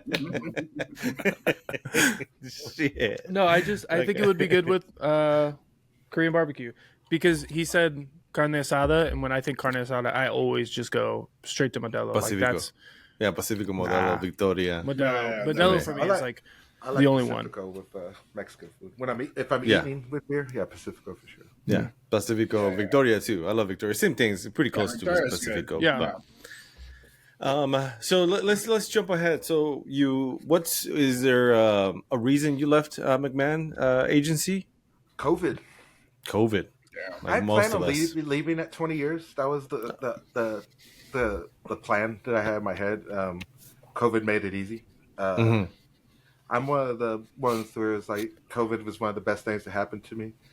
Forced me into freelance, forced me into really just focusing on my stuff. And the 2 years of unemployment and the $10,000 grant I got for my business didn't suck either. So Gotcha. Oh, sweet. it really allowed me to get equipment, really set myself up well for what I'm doing now, and been freelancing ever since. And I love it. Freelancing, I got a couple main clients, and that takes care of my my bills, pays my mortgage, takes care of that stuff, and gives me the time to work on my projects and my side things I got going on. Allows me to make movies that I've been doing lately. Documentary film work I've been working on. Sick. With the city. So You just hit us with a bunch of information here. So just to everyone watching right now, myself and Robert actually worked together at Area 15, doing some pretty dope design. So that's how I got to know him. And again, through this interview, just a dope, well-rounded guy. So let's see, let's take it back a little bit more. So you got your grant, you got what kind of gear did you get like for your business? Or Sly, do you have something better? I just wanted to ask real quick. You talked about a grant. For people who don't know, what is the grant for and how did you get it? I actually forget the name of what it was. But it was a small business. The small business fund, right? During COVID, right? During COVID, yeah. And they were giving it to minority businesses first. So I was like, yeah. Oh, sick. definitely getting that. And I actually got I had let one of my homies know who had his business, and it was for anyone that had like an LLC before COVID happened and stuff. So okay. yeah. So it allowed me to get equipment for TAGZ1, where I got a lot of my sewing machines through that. A lot of my supplies that were had custom stuff created in China and imported a bunch, and so I was able to get things really lined up with that, and getting back into that too. That's next on the agenda. I got a few projects I got to finish, but that's I'm getting back into sewing again. So. Gonna have new products. Sly, can you pull up the TAGZ1 website? That's where the bags are located, correct? Yes. And I actually I'll need pull it to up have right more now. photos of those bags, because right now it's just the front on photos, like no insides or anything. It's like, yo, there's a lot more of these bags I got to show off. So how did you get right into? Well, I guess this would be a two part thing. Would be how did you get into the bag creation of it, and then two, explain TAGZ1. Does it have to do with a bag, or it has to do with graffiti? Because I think of like tags, like hey, you're tagging. TAGZ1 was actually the name I used for writing. It was originally Tags, and then when I was at college and a friend scanned one, brought me into the crew, and I adopted the one from him because he was scan one. So I was like, let me add the one onto my name, and that's where that came from. And I just ran with it and I've kept it ever since. Nice. The bags came from my girl calling my bluff. She wanted a. She's like, she said she wanted a Michael Kors bag, and I was fucking with her. I was like, "Who the fuck is Michael Kors? Why you want to wear some other vato's name?" Yeah. She showed me, and I was like, "I could do that." And she's like, "Bet." So she's like, "You better make me one." I was like, "Look, if you can find an industrial machine that we could afford at the time, because when I started learning it, like I was check to check at the time. I didn't have no savings type shit. This is pretty early in our relationship too. So, I was like, and I knew how much, because I had looked at industrial machines before, and they're usually about $1,000 to get in. And she had found one. Sure enough, she finds an industrial machine for $350 on Craigslist. Nice. And I was like, and then it just snowballed from there, and I ended up finding pattern or handbag pattern making classes online, and it turns out that the instructor lives in Henderson. So and he saw that my logo had Las Vegas in it. And he's like, "Wait, you're in Vegas?" So we actually met and hung out, and he's one of my mentors now. So, Oh, nice. yeah, it's Dude, that's crazy. sick. Like I said, life's crazy. The way things work out, man, it's pretty wild. I did all the photography. I did too on this. Not those were stock, but I was like, yeah, those don't look I was like about your to say, hands. like, stock photos. man. Those aren't my hands there. You got some white hands, nice long nails. The tattoos are missing. Those are the only two photos I haven't switched out yet to mine. So, but That's the model chick, those are my photos, and I took those. Those are my paintings in the background. So Nice. you started this on a call out, and then you just kind of been doing it ever since, and just kind of you liked it, or like I really us through got this whole into it. process. I really got into it. It's like the different variables that come with sewing, all the way down to the length of your stitch, the thickness of your thread, the thickness of your needle that you use, the different textures and finishes, and this is so many things. And I was already familiar with leather. I had a leather shop in high school, so working with and tooling by hand, I know how to do. I've known for since sophomore or freshman year. So that's another funny thing is my mom had found the pieces because my mom kept everything, all my art stuff. It was always for mom and stuff. So. But she had found in her garage one of the times she was moving all the leather pieces I did in high school, and there was I guess it was like a belt buckle that we had made, it was tooled, and it had a skull and crossbones in it, and that ends up being my logo later in life. It was like, cool. This is wild as hell, because I had a stamp made of my logo that I could stamp into leather as well, and it's just like that's wild that it kind of a full circle type of thing. So it was like it's been meant to be. So This one right here. This is your logo. yeah, that's the icon. Yeah, that's one I've Gotcha. kept for a long time. Nice. So, like, obviously, crafting bags yourself. Do you think it's like fair the price that some of these people charge for bags?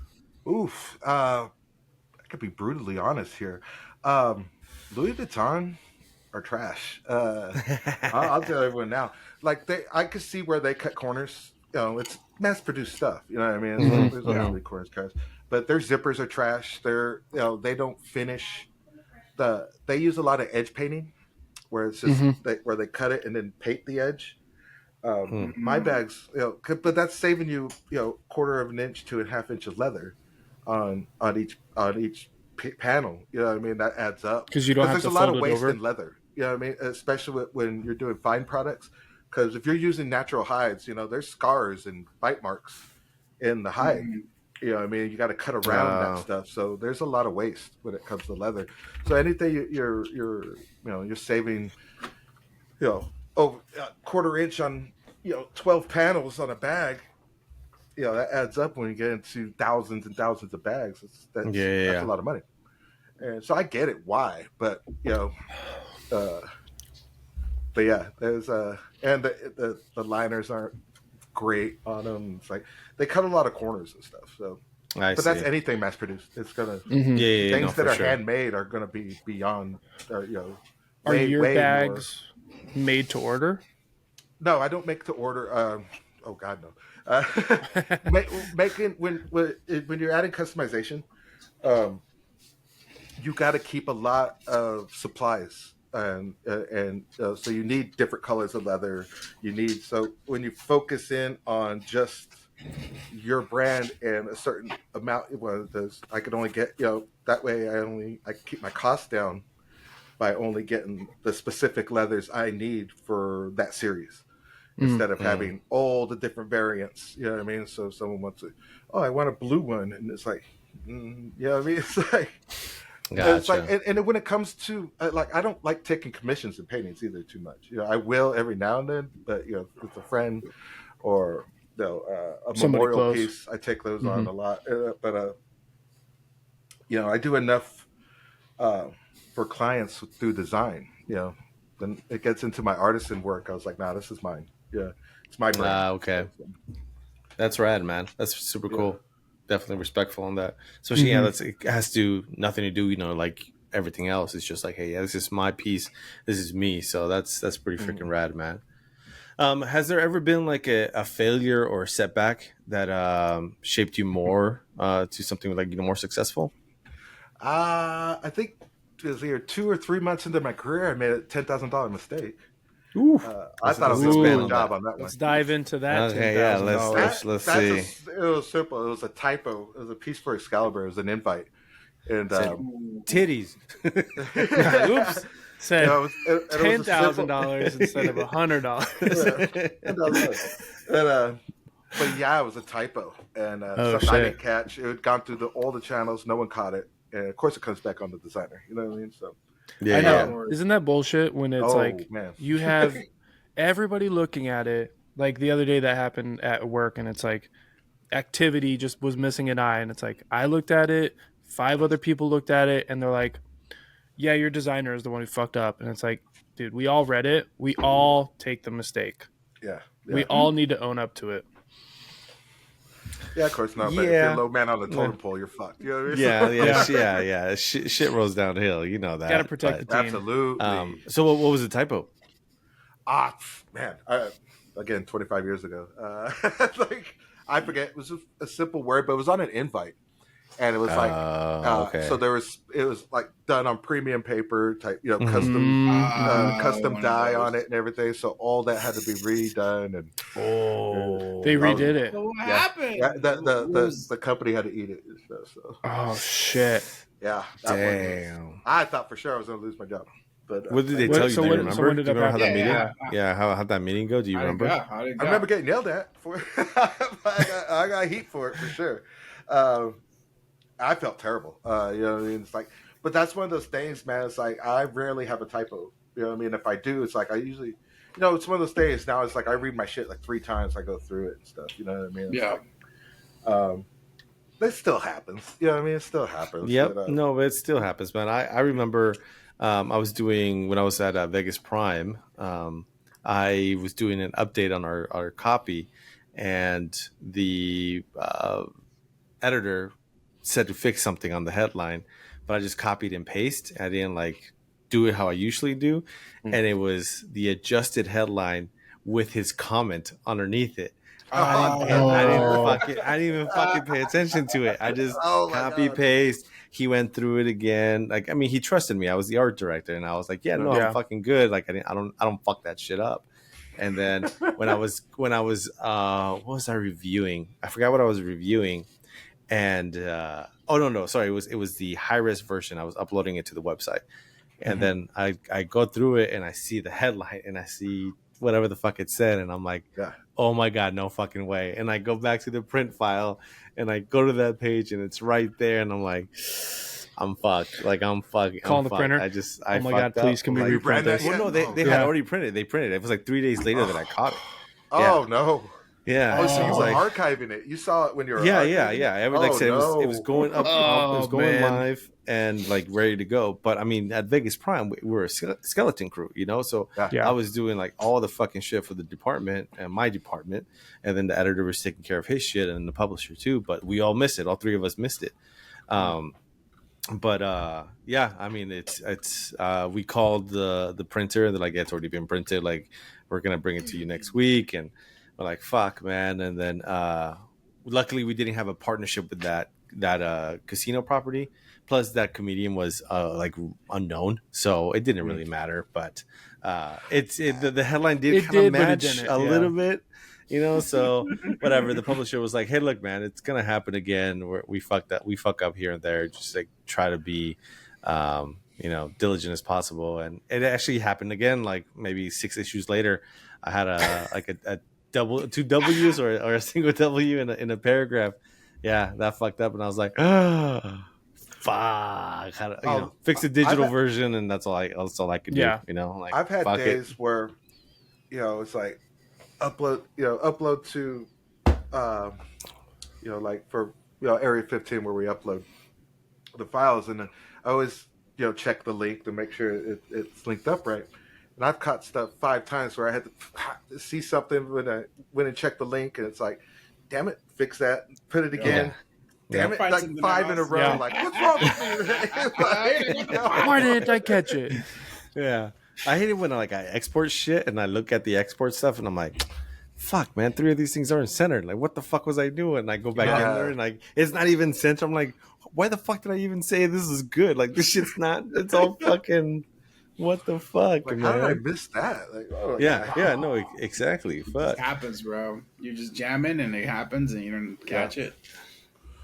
Part of the game. Martin saying something. Wow, that's crazy. My earbud just broke. The little piece came off. Oh, damn. So now I have to buy these earbuds. Are those the 1s or the 2s? Or the 3s? These are the... I don't know. Oh, those are the 2s. Upgrade. 2, 3s, whatever. Whatever, yeah. So obviously we talked about that mailer. What's another project that still sticks with you, good or bad? Let's go good. Let's go with a good project that's to the day you're like, yeah, I'm proud of this bitch. I mean, mine's right here. I'll show that until whenever I find a different place to hang it. Do I have one in here? No, do I have one hanging up? Good project. I mean, the Hateful Eight, Tarantino choosing my shit is. That's awesome. Let's pick another one. That one's sick, man. That's like second best. Yeah, second best. Yeah, that's bragging rights for life. Well, that would be the Hot Babes direct to you. Yeah. third best. What's your third? Third. Okay, third. There we go. Let's go third. Oh, I mean, I'm really proud of it. Let's go with the bad one then. On good. This isn't a design project. This is a cinematography job that we recently did. I learned a shit ton. It was for the city. Last year we dropped Across the Tracks, a Las Vegas West Side story, where it was about the historic West Side of Las Vegas and the things they did to the Black community, and not too long ago. We interviewed people that lived it and learned so much about Las Vegas and that side of town that I had no idea. You know what I mean? I was totally clueless about that. So doing this documentary work has been crazy. Learning different stuff for the city and getting paid to do it is amazing. I'm really proud of that stuff, and I'm proud of the stuff we're doing. We're working on a new one right now with the Centennial Committee. I'm the DP on it. I make them look cool, do all the camera work and the lighting, and but this one's on, the one we're working on now is on Paul Revere Williams, Black architect. They did the Catholic Cathedral on Las Vegas Boulevard. He did oh wow, okay. He did Desi Arnaz's and Lucille Ball's house. He did La Concha here in town. So we've been interviewing that. We just interviewed architect named Melvin, who just did redesign on the West Las Vegas Library, which is an amazing building. I had a chance to do a tour of it and shoot some B-roll. Is that the brand new one? Yeah, it's brand new. State of the art, man. It's really insane. But there's recording studio in it. There's podcast rooms. There's an entire green room for green screen. They got this CNC is a library machines. Yeah, it's right off of MLK and the freeway, like Lake Mead. Yeah, Lake Mead is the closest major street. Yeah. Okay, I drive by it every day when I go into work. Awesome. It looks awesome. I didn't know what it was for the longest time, and then it said, library, and I was like, oh shit, this is gonna be cool. A CNC machine, that's a pretty fucking penny in itself right there. Oh, so, yeah. And then, that's fucking but nuts. Even the main hall, like the reception hall in it, there's like their big ass room. They did baffling the ceiling. There's no echo in the room at all. They got a commercial kitchen in there too, so they do like you could do your wedding reception in there. And that's fucking nuts, dude. You got a full I had kitchen. no idea. There's an outdoor event space, and they ran power to all the way outdoors, so you can, everyone could just plug in and stuff. So they're set up nice, man. It's great. And then that's awesome. The design of the building is fucking beautiful too. So again, this speaks on the whole. You definitely have that artist mindset. I mean, you're doing graphic design, you're doing fucking leather shit, on the bat, and we've talked about Russian lenses and stuff too, and you're doing documentaries. Like, how does that come into role? Like, how did you get into film? Mm-hmm. I became an award-winning director completely by accident. Award-winning. Award-winning. Drop award-winning. I won an award. He presented it first himself. time out. He's like, I am an You know, award-winning. I am an award-winning He's a designer. director. He can make his own certificate. He goes, check this out, Mom. I got it. Yeah. No, I got into it. I did a short film, and it wasn't intended to be a short film. Did Pete freeze? Yeah, Yeah, I Pete is think frozen. I froze. Can you guys still It hear me? wasn't There? intended, but it wasn't intended to be Yeah, a we can short still hear you. Okay, gotcha. and we were filming content. I was working with this other artist. I was filming content. He was doing out a show in San Diego. And I went on the trip with them and stuff and filmed them that weekend. And then when we came back, I'm going through the footage. And I was like, hey, I want to sit you down and do an interview and just recap this whole weekend. He's like, bet. Ended up doing that. I put together a 20-minute short film and scored it with YouTube music, the free music off of YouTube. Yeah. And ended up going to the East Los Angeles Film Festival and winning an award there. And That's fucking dope, dude. Nice. first time coming out, and so I got a laurel and won an award first try. Not even try. I was like, I thought this shit was supposed to be hard. Do you that's it. do you That's enter it. in It's the easy. local one too? I haven't. No? We really should. I mean, we got a laurel for Across the Tracks too. I think that went to L.A. Went to a show in L.A. That was the Across the Tracks and the Paul Revere Williams. It's called Upside Down. That one that we're working on now. My director is Emmett Gates with Selection Culture, and he hires me out for his DP and stuff. So, in conjunction with layers and stuff. So that's what For those who don't know, what does a DP stand for? DP is director of photography, cinematographer, if you will. Same thing. DP is just a more industry term, I believe. I don't know. Cinematographer sounds cooler though. Yeah, Director no, of it definitely photography. does. Yeah, I like cinematographer too. But DP for short. It's freaking dope, man. Yeah, it's really fun. I enjoy filmmaking a lot because I got into photography. You know what I mean? So it's like again more variables and stuff. You start playing with different glass and different effects you could do, and what you could do with lighting, and really sculpting a scene out with your lights it's crazy. You know, it's a good time. You know, and all this shit applies. You know what I mean? It's like, you know, you're looking at thirds when you're doing photography or you're doing video and stuff, and you know, the same thing as in design. Where does design lie? How do you want the eye to lead? You know, that from painting to graphic design to illustration to movie photography, it all relates. You know what I mean? It's like you can learn and apply all this shit and then build up your skills to do whatever the fuck you really want. You know what I mean? It's like I like having a lot of different avenues I can go around, especially being an independent artist. You know, it's kind of necessity to have a lot of irons in the fire. You know, it's like you need multiple sources of income, really. Yep. And that just allows me to do it, and I get to have fun. And I'm making movies with my friends, and it's fucking crazy. Like, life's a trip, man. Having a good time. It's awesome, dude. Yeah, no, I definitely understand. You know, having different revenue sources. It's definitely important. It allows the freedom. I mean, I'm in the same boat right now. Although I would, at the moment, I would much rather have a full-time job, but I enjoy having the freelance like liberties that I do, because I could just walk out of my office right here and go hang out with my kids for an hour and then come back right back to work. So, pros and cons for sure. Absolutely. I'm sorry. Well, I mean, absolutely what you're saying, the pros and cons. You know, I mean, it's like, I had a job for 25 years with benefits and everything. You know, the idea of that safety of that, obviously why I stayed for that long. You know what I mean? It was like, it was just, it's safe. You know, losing that, and then I when COVID happened, I just bought my house in January, lost my job in March. You know what I mean? So it was scary. You know, it was like, oh shit, especially that's the first time I've not had a job in 25 years. Like, what the fuck? I don't even know I got to write a resume again and do all this shit, put together a portfolio. It's like, holy shit. So, but it was definitely. How long scary. did that take you, by the way?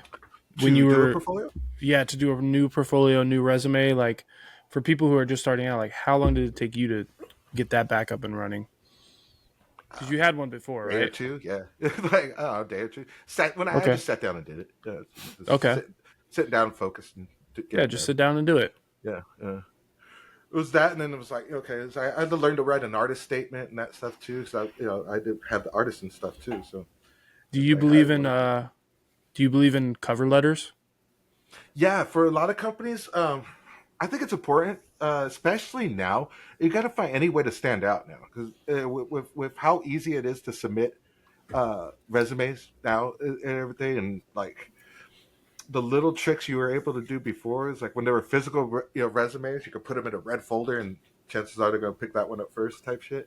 But now everything's being filtered through AI and shit too. Yeah. So it's like you don't even know if your shit's getting looked at anymore, man. So anything to stand out, a cover letter makes it personal. It shows someone that you did some research on the company. You know it's about. You kind of know what you're getting into, which I think is important. You really. That's interesting you say that, because we were just talking about that on a different episode, and we had pros and cons of it. But yeah, what you're saying about like knowing the company. Are you saying that when you're doing a cover letter, you're saying like, hey, this is the company, like I know that they're doing this, this, and this, and like your role for me is, you want me to do this, this, and this, like you're explaining to them what you know, or like what is a cover letter to you? A cover letter, what I do typically is I'll research the company. I look in the the job offer, what they're expecting, even to see if it's and I go and do my research to even see if it'd be a good fit. If it's my lane, if it's something I want to even do. Because I'm very picky about what I take on now, especially with my freelance work and everything. Like I've learned to say no over the years. At this point in my career now, it's like, I don't just take on everything anymore. Plus, that's a quick way to get burnout too. When you just say yes to fucking everything, it's like, man, you end up with more on your plate than no, for sure. I mean, it's nice at the very end when all the invoices get paid, and I'm just like, fuck, I'm just taking the fucking like 4 days off because I just shit out all this stuff. But it's still enjoyable though, man. Like doing this kind of design, because sometimes like I'll take on work that it's not really my jam, but it's like, okay, this is just what you want, and this is your price set. Like that's easy. It's gonna take me fucking 2 hours to do it, and you're paying me for 6 hours. Like fuck it, whatever. I mean, like, if the money's right, you'll pick up whatever. Yeah, exactly. If the money's fucking right, I got that. You know what I'm saying? Yeah, it's like, Because that's how I'm with one of my clients. Their stuff is like cute and shit, but most of the time I'm like, they're like, they don't push back on the designs that I do. They'll be like, hey, this is what we're looking for. I match their brand, boom, out the door, fucking bam. I charge for 10 hours of work, and I get paid $50 an hour, like fucking done. Like, here we go. This shit's easy as fuck. So totally understand that part. Since you do all these mastery and like, Photoshop and Figma and all this other stuff, do you name your layers? Yes. I do. I need to let me look up your fucking Figma file right now. No, I know you do. I know you're. What I'm working on right now. No. So me and Robert actually collaborated on a project. Well, he schooled me on something I need to learn. It was like the big property map for Area 15, and we're like geeking out. He's like, we could do layers on this shit, and then this is like not nesting, I call them nesting, but they're instances. What does Figma call them? Components, instances. And all that other shit, which is like masters and paragraph styles and all that other bullshit. Like literally, it's all the same, just called different. I wish I was in that room. Like, what are we gonna call this? Can't call them masters. Can't call them fucking this. Like, instances and components, whatever. Yeah. But yeah, no, I know for a fact you do. So I had to ask that, for the podcast reasons. No, especially if it's something that's just mine, maybe not necessarily, But likewise. I try to. I'm saying I'm not perfect by any means and stuff, but especially if I'm building something out in Figma, that's something I've really tried to do, because that's for everybody, and everybody has to get it, immediately. You know what I'm saying? So when they see it, it's just better to be organized and stuff. So I try to, if that file is going to get passed around, then absolutely try to organize it, clean it up, and that comes from handling shit back in the day. Is I fucking hate dirty files, dude. Like it pisses me off. You get a file where it's just mad shit's turned off for no reason. It's like you're not even using that. Why is this? Like, yeah. And it's like I like if I'm giving my stuff to somebody else, then I want it to be clear and organized and stuff. And I try to be organized. I try to be efficient with stuff because I don't like redoing shit. Yeah, no, for sure. It's because I think I'm more efficient because I am lazy. It's like I don't want to do shit twice, so let me do it right the first time type shit. I just want to get out of here. Let's just fucking do it right. Martin? Hold on, you good, Martin? Yeah. There's some weird sounds outside. I'm like, what the fuck? Oh, okay. Martin's having ghost encounters right now. You know, it is spooky season. Spooky season. Is your dog in there so I don't? Is your dog in there so I don't fucking freak out like last time? He's like that. I saw that episode too. That shit was funny. That shit fucking spooked me, bro. Like all of a sudden, just fucking dark, sinister shit comes out of the nowhere. I'm like, what the fuck? He's right here. I'm like, Martin, run! Yo, behind you. So you obviously throughout the years, Photoshop has advanced in design, and we seem like certain programs kind of go away. You play, I'm guessing like Premiere or Final Cut on your video stuff. I'm guessing, but one thing that we do touch on a daily basis is Figma, and the way that I use Figma now has been completely different than when I did for like app development. And to me, how Figma is being used at Area 15 is fucking like mind blowing to me because I love it. It's just so fucking effective, efficient. Like just moving forward, like on the production side. How do you feel about the industry? Like, is that part? Like everyone should know Figma or an extent of Figma, no matter where you're working at. He also calls you the wizard of Figma. Yeah, I do. So you have to live up to the hype. I say that because everyone else said that. They're like, if you have any questions of Figma, ask Robert. He's a wizard. That's how he ask introduced Robert. you. Like, he's like, he's the wizard of Figma. We have to have him on. I'm like, oh shit, I can't wait to hear about this. I honestly, I had no experience. It's got the beard until right, it's the beard. But I had no experience with Figma until I was introduced to it with Area 15. And at first I hated it. I was like, I hate this. It's like you can't do this in it, you can't do this in it. Once I started, because I was forced to use it, so it's like gotta learn it. Yep. And I started digging in and really learning. I was like, and in a lot of aspects, it's powerful as fuck, man. Like, there's certain things I do prefer. There's certain things I do believe need to be done in certain programs or certain softwares, apps. I got their apps now. See, I'm showing my age to programs, apps. Yeah. But like I'm a firm believer menus need to be done in InDesign. 100%. Okay. And InDesign, not Illustrator, not Photoshop. No. Like, just strictly InDesign. Anything that's layout, like multi-page stuff, brochure type stuff, dude, you need to lay that out in InDesign, man. Like, that's what it's for. Yeah, it literally is. Yeah. And I tell people this all the time, and I was like, it's in the name what these are for. It's like, when people say, oh, they use Photoshop? I was like, I use the whole suite, man. Like, one job could stem to 4 fucking pieces of software, man. Yep. So. But do I like the way you can do production with Figma? Absolutely. Yes. More so than, because, you could use the artboards in Photoshop and stuff, but that ends up being a huge file. And then if you're sending it to other people, they have to download that file, and then they got to download the fonts, they got to download everything else. Figma, everything's in there, and it's pretty light as far as there's no lag to it or anything, which is pretty fucking amazing. I got some pretty large Figma files too, where it's like, this thing is massive. Multiple page, like the directory that I'm working on now for them. Because we're at it. By the way, you'll love what I'm working on now with that. I'll show you, but I'll show you tomorrow. But we're adding new maps to that, and fuck. but we were given Photoshop files. Okay. And having to break that out and then make it functional in Figma to be able to change out for all the different variants of those maps that we need. So that's been fun. Figuring that out today was actually enjoyable. It's definitely time consuming to set that up. Yeah.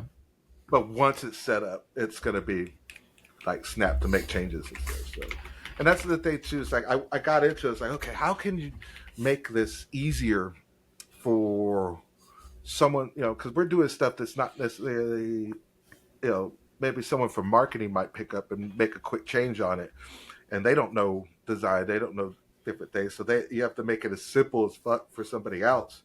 In that aspect, I think Figma's brilliant. At one time, Adobe was trying to buy it. Yeah. They were trying to, and then there was like a big uproar because they said Adobe was going to fuck it up, and then I don't know what happened to the deal, but obviously it went through. Didn't go through.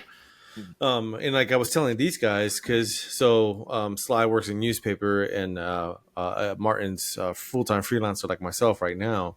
So, but I was telling him how like I love the fact with Figma you can set up the templates that still match the brand, but it's very basic to where like if HR needs an asset, they can take care of it, no problem. You can pull a single asset out of it too, which is cool. Yeah, it's not like super like, hey, we have a job from HR, then like, hey, my time is more focused on something else, and eventually I'll get to it. They could just go in there and, hey, I don't need to bug the creative services department on something that's going to take them fucking 5 minutes. They'll figure out in 20 minutes, and then bam, out the door, and it matches the brand. Like that's truly what I love about it, and it's not like you said, everything's there, and it's just, to me, it's such an amazing program. Honestly, I think a lot of designers need to learn it. I think it needs to be taught in school. It needs to be like one of the fundamentals. For me, it's definitely now, because I always say I use the top three: Illustrator, Photoshop, and Design. On a daily basis, I always use them almost across the board. But now it's also like, okay, how can I implement Figma even for our own internal stuff? When we do like thumbnails and the reel covers and everything else. And I mean, even in our notes, we use FigJam, we use Figma, we use it to like, hey, set everything up. Cause I'm like, everything that I'm learning, let's implement this into that. And I'm even setting up a meeting with our previous guest, Lisette, and her and I are going over Figma, over one of the Area 15 templates to see how she could implement it into Sony. And you would figure that someone like Sony would already be using it, right? Like, oh shit, we're already on the cutting edge. But I'm like, hey, we're definitely, this is what the podcast is about. It's about, not gatekeeping, sharing knowledge, everyone getting informed, advancing in careers. And I'm like, hey, if I could sort of teach you Figma, and this is, you could introduce this into work and you take credit for that. And like, hey, when promotion comes up, like, hey, well, I implemented the Figma shit that produces all our production stuff. Like, that's a big thing, like now you're seen as a leader and you're managing shit. So, no, I'm definitely all for it, man. It's in a team aspect, I think it should be part of your core apps that you use for sure. Like, definitely the more that I play with it, I was like, you're absolutely right. And when it comes to production, it's just, it's just something that would take, because you imagine, if we were doing all these things, dude, there's easily like, if we're doing one of the massives, there are so many assets to that thing to have it in one board. And you could just apply your instances from one component to one thing. And then if you need to make a change, change out that logo. You do it once on everything. Just export. Fucking dope. That's awesome. Yeah, and that's what I've shown these guys. Like, I'll show them the Masses one, and it's like, all these fucking collateral pieces. And I'm like, imagine back to where it's like one Photoshop file, or like, again, I've tried the art directing about when we were at Tropicana. Like, all of the different displays that we had to do, and we had to do those one by one by one by one. And all those files. Toppers. You couldn't have large Photoshop files back then. Like, you had PSVs, could, but and they it's like, sucked. They sucked, and they took 20 minutes to open. It doesn't fit on any disc at all. Like, I burned a DVD for this.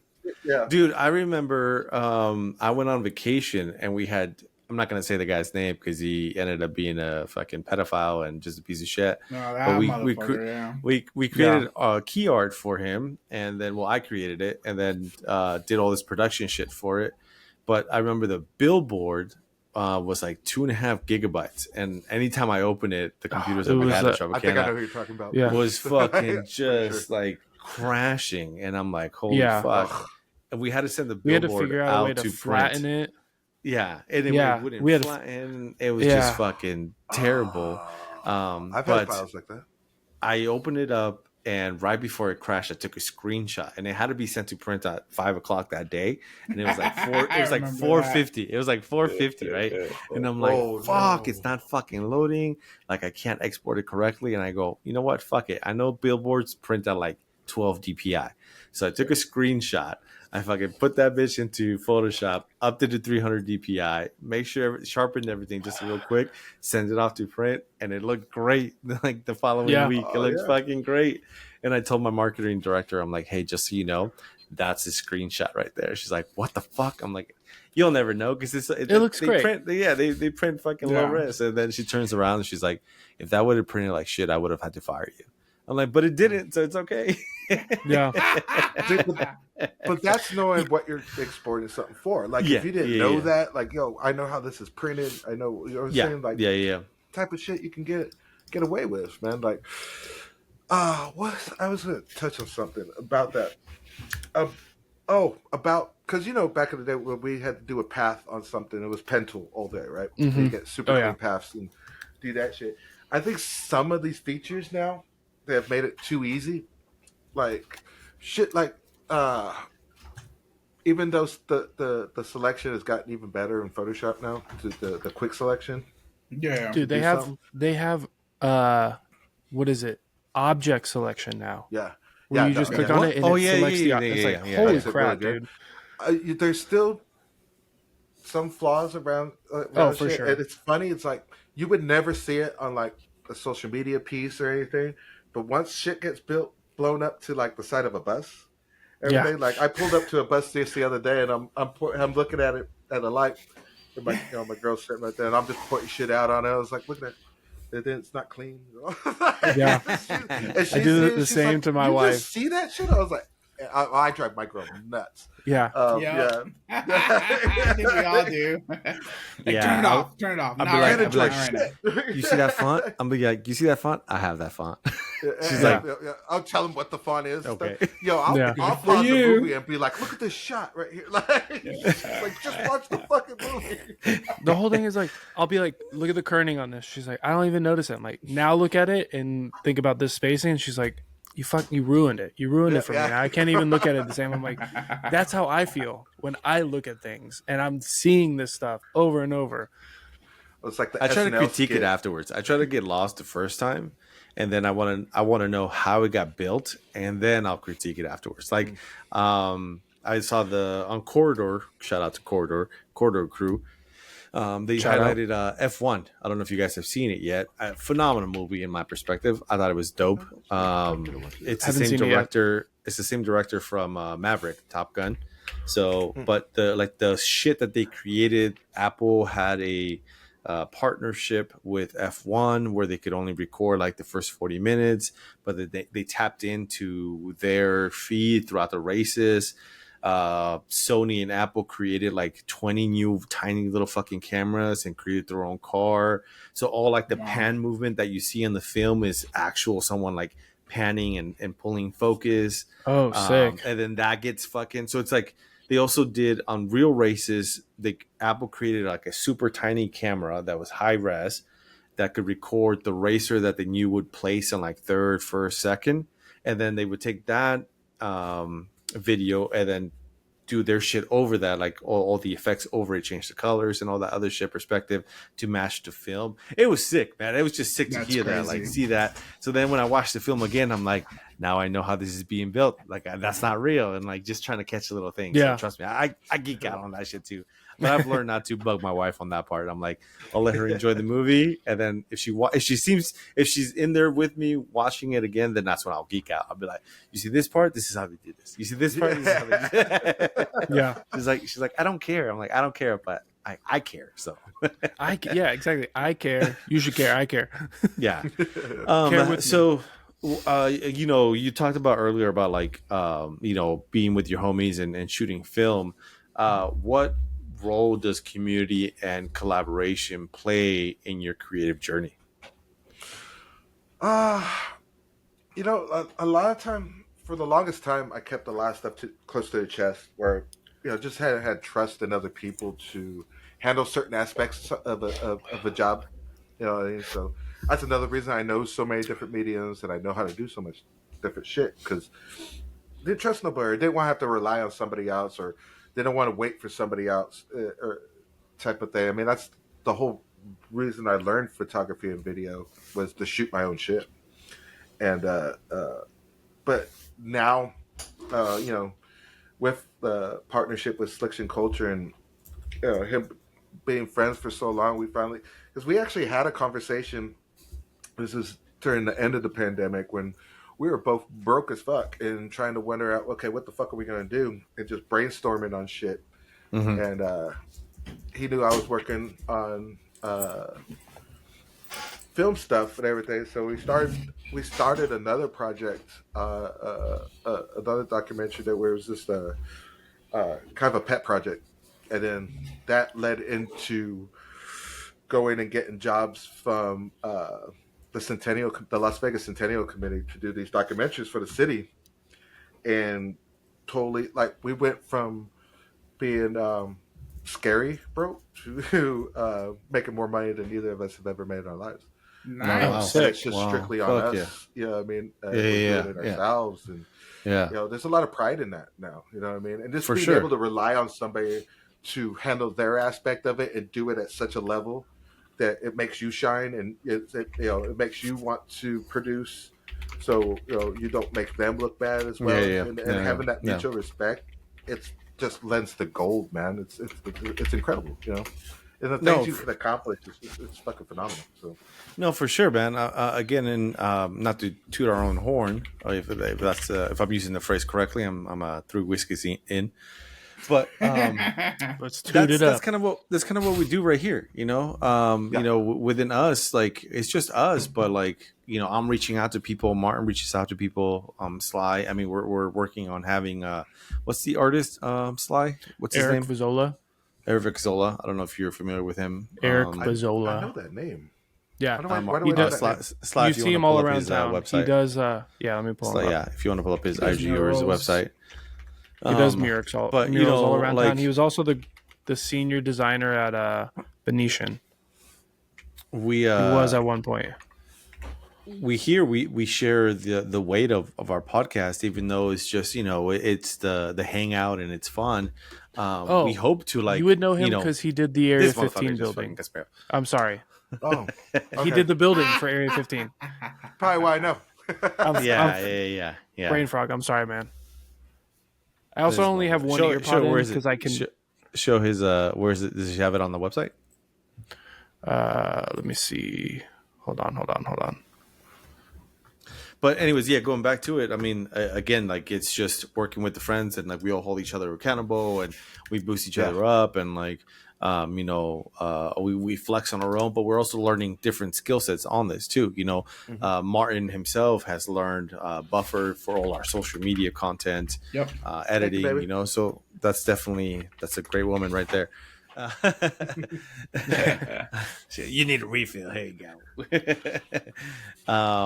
But yeah, I get it. You know, it being surrounded by people that you trust and that don't slack and pull their weight, like, it makes it more fun and enjoyable. And you're like, hey, we want to succeed as a team. Let's fucking go. So that's I hated awesome. group projects back in high school. Same. I was always, Yeah. I was mean, it's always high the school, artist. you You know? know what I mean? Yeah. Yeah. It all got put on me. So it was like, damn, fuck this group shit. You get it? Oh wait, no, you already. Yeah, here it is. Yeah. I don't know why it's on Dune Edwards paints. Maybe that's what he used, but this is he did the whole building for Area 15. I've never done anything at What? that scale. Wait. That's crazy. This is him right here on the left. Okay. What side of the building is that? I'm trying to remember. That is the South Lot. That's Yeah, that's South like lot. Okay. the first building, I guess, is what. Yeah, it's the main Because building. they have so many buildings now. Yeah. As soon as he said South one, I knew where he was talking about. Sly. You don't know. You ain't cool like us. Yeah, I guess not. But he's also done like Life is Beautiful murals. Here we go. No, he's done great work. I mean, he's done He's got a amazing lot work. of stuff. Yeah. I don't think I could do something like that, replicate something like that off the hip. Like, even if I tried, that's definitely not my jam. It's cool. I got respect for that. Yeah, he's got great work. I don't think I could definitely like mimic something like that. Comic book art, I could. I know I could fucking hang and like try to replicate it. But shit like this, nah, that's not even in my wheelhouse. Life is Beautiful. Yeah, but yeah, so yeah, we're like again like this part of the whole community shit that we talk about here, and just being able to reach out to people and yeah, I mean, putting trust in the team, it definitely it helps out big time. This is something that I've wanted to do for quite a long time, and you know, being in school with these guys and learning graphic design in Room 250, like it made sense just to call the podcast that. Yeah, that's just dope. You know, it's like any chance I get to do shit with my homie Skinny and shit, like I fucking love it because you know we have so much history together. You know, he lived with me for years. You know what I mean? It's like, so any chance I get to work with him or we get to collab on something, it's just, you know, we fall right back into when we used to sit and draw during the summer, you know, back in school and stuff. So crazy. That's dope, dude. Like, Robert, it sounds like you're just like fucking around and having fun, and your shit just fucking shines. Like, whatever you're doing, you're having fun. Like this video stuff, and you got a fucking award. You're just like, you know what? I'm just gonna do that. Fuck it, and then you got a fucking award, right? So that's so dope. So that just like to our viewers, just keep having fun, keep doing shit that ignites that flame, and it might be going off art and doing fucking leather stuff that inspires you because your wife, you know, tells you like, well, do it, you can't do it, and you're like, oh, you know what, I gotta prove your ass wrong. Bam. Louis who Michael who what exactly. So that's dope, dude. That's awesome, man. You know, in all aspects of life, you know, it's like, what are you doing? You know, if you're miserable doing what you're doing, dude, everyone around you is going to be miserable. You know, yeah.